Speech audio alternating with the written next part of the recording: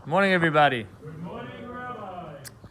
There was once a Yeshiva Bacher student that he had to go to the doctor, so he came to the office.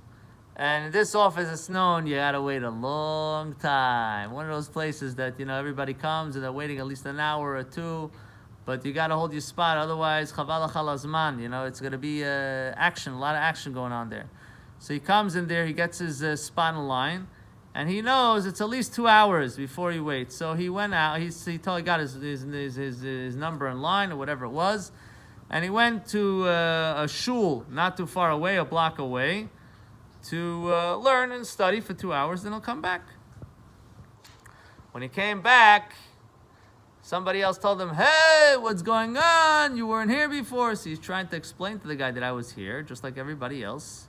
I had a spot, but instead of waiting over here and being cramped up and doing nothing, I actually went to 2 doors down, and I was learning, and I'm here. I'm back here. So I could have been sitting here or be sitting somewhere else. And the guy doesn't want to let go, and he's telling him, "You're this, and you're a that, and you're a this, and a that," and he's screaming at him and cursing him out, and already analyzing him and all the people and all the communities, and you know the way it goes. It gets very, very hot.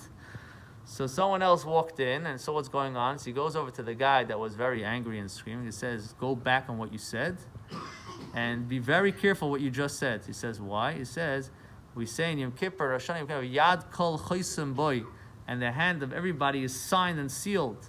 That Hashem gives us many, many situations in our lives, and how we call it and how we judge that situation, we're really judging ourselves. So he says, you're coming to a conclusion very, very fast when the guy is really innocent. The guy, he had a right, he's online like everybody else. Instead of waiting here, he waited somewhere else, and there's no rule here that you can't do that. So he did it according to the book. He didn't do anything wrong. If you're judging him wrong, and you're fast to judge, you're judging yourself. And all you're doing is you're ruining it for yourself more than anybody else. And he spoke to him, explained to him in a very, very clear fashion. When the guy heard that, he backed off because he realized that really he's judging himself.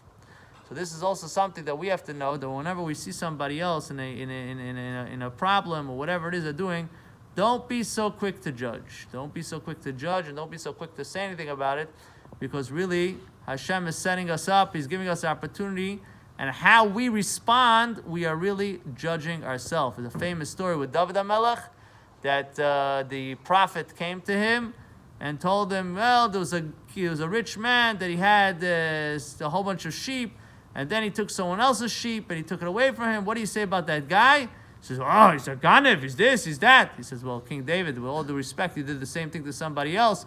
You took someone else's wife and this and that. So when David HaMelech heard that, he realized he had to do tshuva. On his level, he didn't do anything wrong, but on his level, he had to do tshuva. So this is something that everybody has that level. You have to be very careful before you say anything about somebody else, because it's really, there's a reason. Everything's bashkacha pratis. Everything is there for a reason why we're seeing it and what we're seeing. So Hashem should help. We should always be able to judge each other favorably. We should see the positive, and we should always be malamet zchus, say good things like this. It should be also a blessing for ourselves and for our families. B'karav mamish. Amen.